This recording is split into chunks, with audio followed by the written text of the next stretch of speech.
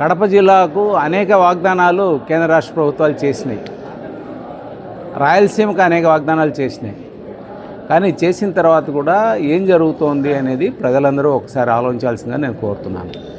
ఎందుకంటే ఆంధ్ర ప్రగతి గ్రామీణ బ్యాంకు రాయలసీమలో ఉంది. రాయలసీమలో కడపలో హెడ్ క్వార్టర్గా ఆంధ్ర ప్రగతి గ్రామీణ బ్యాంకు ఉంది. చాలా పెద్ద సంస్థ ఇది. మన రాయలసీమకే గర్వకారణమైన సంస్థ, కడపకే గర్వకారణమైన సంస్థ.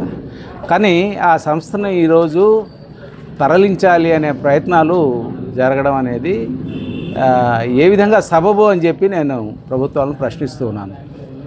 ఎందుకంటే గ్రామీణ బ్యాంకులు ఈరోజు దేశంలో ఉంటున్న ఏ గ్రామీణ బ్యాంకుకు తీసుకోని పద్ధతిలో ఇక్కడ ఉంటున్న కడపలో ఉంటున్న అనంత ప్రగతి గ్రామీణ బ్యాంకు తన కార్యకలాపాలు నిర్వహిస్తూ ఉంది.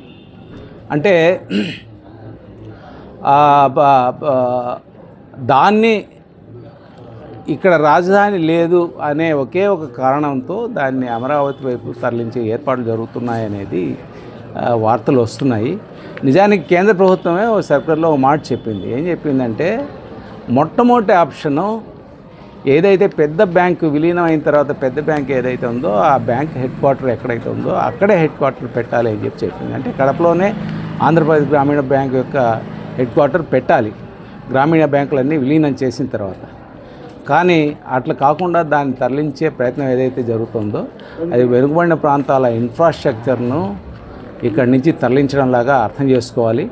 ఇప్పటికే చాలా విషయాల్లో ఇటువంటి ప్రయత్నాలు ప్రభుత్వాలు చేస్తున్నాయి. కడపలో ఉంటున్న ఉక్కు ఫ్యాక్టరీకి దిక్కు లేదు. అదేవిధంగా కొప్పర్తిని కుదించే ప్రయత్నం, లేదంటే కొప్పర్తిలో ఉన్న వచ్చిన అనేక సంస్థలను తరలించుకోపోయే ప్రయత్నాలు ఇవన్నీ కూడా చూస్తున్నాం. కాబట్టి ఇట్లా పరిస్థితుల్లో ఇన్ని రోజులు దశాబ్దాలుగా గ్రామీణ ప్రాంతాల్లో ఉంటున్న ప్రజలకు సేవ చేసిన ఆంధ్రప్రదేశ్ గ్రామీణ బ్యాంక్ యొక్క హెడ్ క్వార్టర్ కడపలోనే కొనసాగించాలని, అందుకు తగిన చర్యలు తీసుకోవాలని చెప్పి నేను కేంద్ర రాష్ట్ర ప్రభుత్వాన్ని డిమాండ్ చేస్తున్నాను.